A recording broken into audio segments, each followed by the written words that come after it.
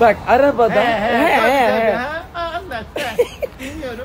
Bankadan kart istedim, bana kart göndermişler. Annem değil, çıkarken aldı. Ondan sonra şifre belirlemek için yanıma aldım. Kardeşim arabadayken arabada unutmuşum. Arabada unuttun ha? Diyor ki bilerek bıraktım. Hesap öderken her seferinde kavga ediyoruz. Şimdi dedi ki sanki... Arkadaşlar 10 kere yemek yediysek 9'unu ben ödedim. O yüzden hiç öyle kartımı Bir saniye ama niye? Koşa koşa gidiyor. Benzinlikteki kavgamızı neyse ki herkes biliyor. Hayır bu sefer hakkınla ben ödeyeceğim, sıkıntı yok. Tamam, kartım arabada kalmış ama yoksa. Tabii. Sanki atlan deve yiyeceğiz ya. Aha da yiyeceğim. İnadına yiyeceğim. İstakoz yiyeceğim.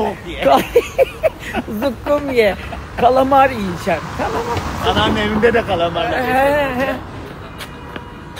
Hayır. Yapıyor mu İmran abla, kalamar mı yapıyor yani? Yanlış anlaşılmasın.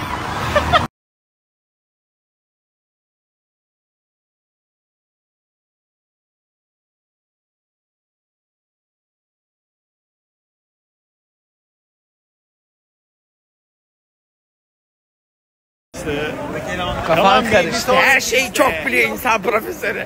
Bak şu caddeyi bir öyle yürüdük. Çok gittik dedi, geri getirtirdi. Şimdi geri geldik. Tamam, bir restoran var, onun yerini karıştırdım ya. Merhabalar. Kastamonu harçlıyor. Arkadaşlar en yakın bankamatiğe uğradım. QR kodumla. Bakın kendime para çektim. 2000 lira para çektiniz. Ne 2000 lira, 5000 lira para çektim.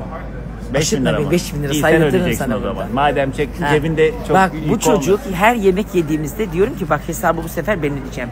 Sürekli bir oradan oraya geziyoruz. Ya ne güzel böyle bir arkadaşım var. Ben diğerleri gibi yiyip içip hesabı sana kitleseydim daha mı iyi olurdu? Benim hiç öyle bir arkadaşım olmadı. Öyle diyeceksin şimdi. Ne diyeceksin tabii canım benim. Gittiğin yerlerde Paylaş öyle bunu. insanlarla karşılaşırsan Paylaş bilemem. bunu, paylaş. Ama ben de arkadaşımı kullanan biri değilim. Hadi Ha? oradan. Sen de buna şükret. Hadi.